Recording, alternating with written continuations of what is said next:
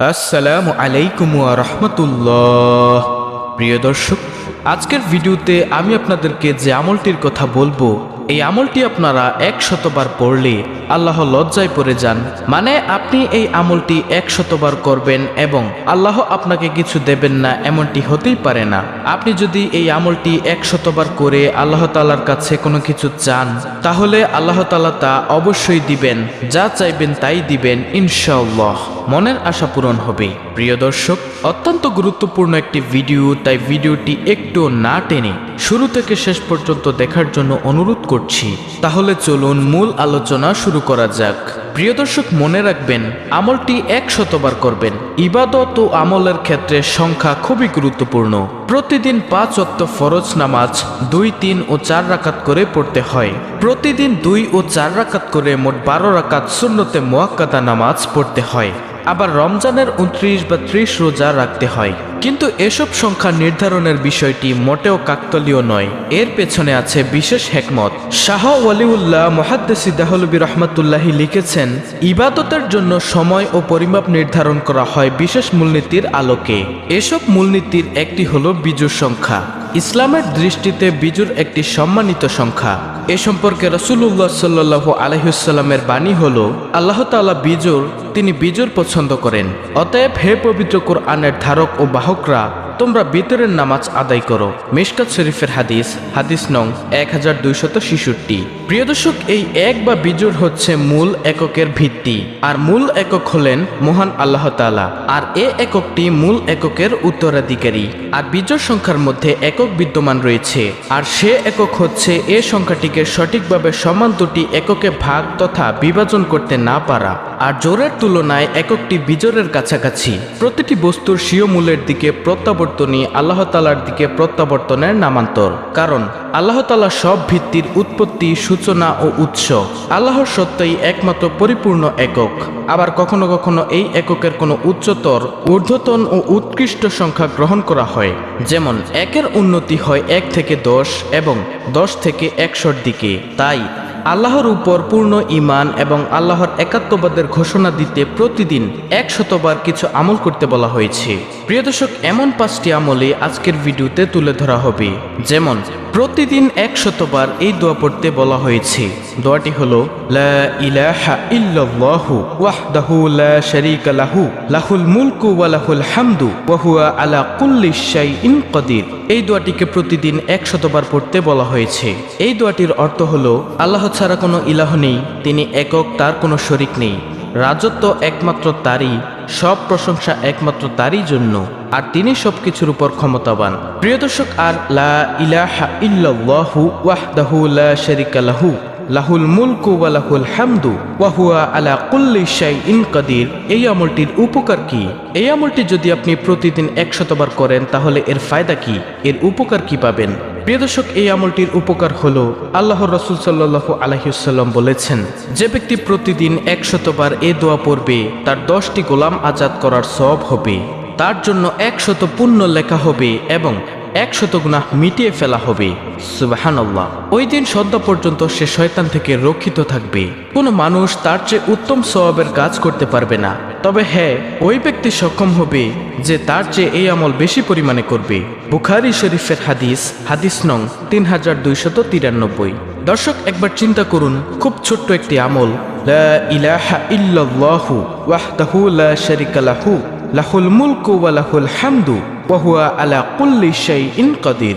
এই ছোট্ট আমলটি প্রতিদিন 100বার করবেন। প্রিয় দর্শক, দ্বিতীয় নম্বর আমলটি হলো, সকালে ও বিকালে 100বার করে সুবহানাল্লাহিল আযীম ওয়া বিহামদিহি পাঠ করবেন। এতে মহান আল্লাহ তাআলা আপনাকে কিয়ামতের দিন সৃষ্টিকুলের সব মানুষ থেকে বেশি মর্যাদা দান করবেন। আবু দাউদ শরীফের হাদিস নং 5091। প্রিয় দর্শক, আরেকটি আমল হলো, সকালে 100বার ও সন্ধ্যায় 100বার সুবহানাল্লাহি ওয়া বিহামদিহি পাঠ করুন। সকালে 100বার ও সন্ধ্যায় 100বার শুধু এতটুকু আমল, সুবহানাল্লাহি ওয়া বিহামদিহি, এইটুকু পাঠ করুন। এতে কিয়ামতের দিন আপনার চেয়ে বেশি সওয়াব নিয়ে আর কেউ উপস্থিত হতে পারবে না। সুবহানাল্লাহ। প্রিয় দর্শক, আর আমি যে আমলগুলোর কথা বলছি, এগুলো দুনিয়াবিও কিছু ফায়দা রয়েছে, যা একটু পরেই আলোচনা করব ইনশাআল্লাহ। প্রিয় দর্শক, আরেকটি আমল হলো আবু হুরায়রা রাদিয়াল্লাহু তাআলা আনহু থেকে বর্ণিত, তিনি বলেন রাসূলুল্লাহ সাল্লাল্লাহু আলাইহি ওয়াসাল্লাম বলেছেন, যে ব্যক্তি প্রতি ফরজ নামাজের পর 33 বার সুবহানাল্লাহ, 33 বার আলহামদুলিল্লাহ এবং 33 বার আল্লাহু আকবার আর 99 বার পূর্ণ হওয়ার পর শততম পূর্ণ করতে বলবে লা ইলাহা ইল্লাল্লাহু ওয়াহদাহু লা শারীকা লাহু লাহুল মুলকু ওয়া লাহুল হামদু ওয়া হুয়া আলা কুল্লি শাইইন কাদির, তার গুনাহগুলো সাগরের ফেনারাশির মতো অসংখ্য হলেও ক্ষমা করে দেওয়া হবে। সুবহানাল্লাহ। মুসলিম শরীফের হাদিস। দর্শক, আবার খেয়াল করে শুনুন, আবু হুরায়রা রাদিয়াল্লাহু তাআলা আনহু থেকে বর্ণিত, তিনি বলেন রাসূলুল্লাহ সাল্লাল্লাহু আলাইহি ওয়াসাল্লাম বলেছেন, যে ব্যক্তি প্রতি ফরজ নামাজের পর অর্থাৎ ফজরের ফরজ, জোহরের ফরজ, আসরের ফরজ, মাগরিবের ফরজ, এশার ফরজ নামাজের পর সালাম ফিরানোর পর 33 বার সুবহানাল্লাহ, 33 বার আলহামদুলিল্লাহ, 33 বার আল্লাহু আকবার আর 99 বার হওয়ার পর শততম পূর্ণ করতে বলবে লা ইলাহা ইল্লাল্লাহু ওয়াহদাহু লা শারীকা লাহু লাহুল মুলকু ওয়া লাহুল হামদু ওয়া হুয়া আলা কুল্লি শাইইন কাদির। যে ব্যক্তি এই দোয়াটি পড়ে 100 বার পূর্ণ করবে, তার গুনাহগুলো সাগরের ফেনারাশির মতো অসংখ্য হলেও তা ক্ষমা করে দেওয়া হবে। সুবহানাল্লাহ। মুসলিম শরীফের হাদিস, হাদিস নং 4906। প্রিয় দর্শক, আর দৈনিক 100 বার আমলের মধ্যে আরেকটি আমল হলো দৈনিক 100 বার তওবা ও ইস্তেগফার করার সুন্নত। নবীজি সাল্লাল্লাহু আলাইহি ওয়াসাল্লাম বলেন, তোমরা আল্লাহর কাছে তওবা করো এবং তার কাছে ক্ষমা প্রার্থনা করো, কারণ আমি দিনে 100 বার তওবা করি। প্রিয় দর্শক, 70 থেকে 100 বার আল্লাহর নবী সাল্লাল্লাহু আলাইহি ওয়াসাল্লাম দৈনিক ইস্তেগফার করতেন। সহিহ মুসলিম শরীফের হাদিস, হাদিস নম্বর 7034। মহান রব্বুল আলামিন আমাদেরকে এ সমস্ত আমলগুলো করার তৌফিক দান করুন। প্রিয় দর্শক, এ সমস্ত আমলগুলো যে ব্যক্তি দৈনিক 100 বার করবে, করার পরে আপনার যা ইচ্ছা তাই আপনি আল্লাহ তাআলার কাছে মোনাজাতের মাধ্যমে চাইবেন। মনে রাখবেন প্রিয় দর্শক, আমি এখানে যে আমলগুলোর কথা বলেছি, এই সবগুলো আমল যদি আপনারা প্রত্যেকদিন নাও করতে পারেন, তাহলে অন্তত এই সবগুলো আমলের মধ্য থেকে যে কোনো একটি আমল আপনি বেছে নিন। সেই একটি আমলই আপনি প্রতিদিন 100 বার নিয়মিত করুন।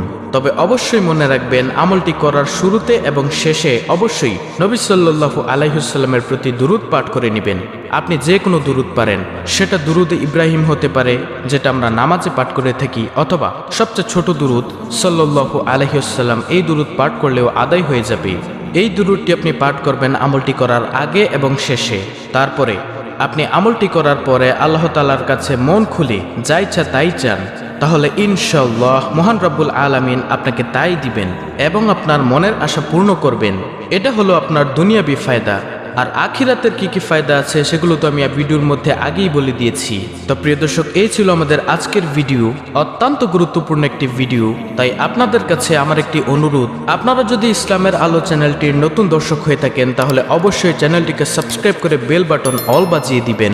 ভিডিওটি ভালো লাগলে অবশ্যই একটি লাইক দিবেন এবং কমেন্টে আমিন লিখবেন এবং অন্য মুসলিম ভাই বোনদের কাছে ভিডিওটি শেয়ার করে দিবেন, যেন তারাও দেখে আমলটি করতে পারে। আল্লাহ রাব্বুল আলামিন আমাদের সকলকে উক্ত আমলগুলো করার তৌফিক দান করুন।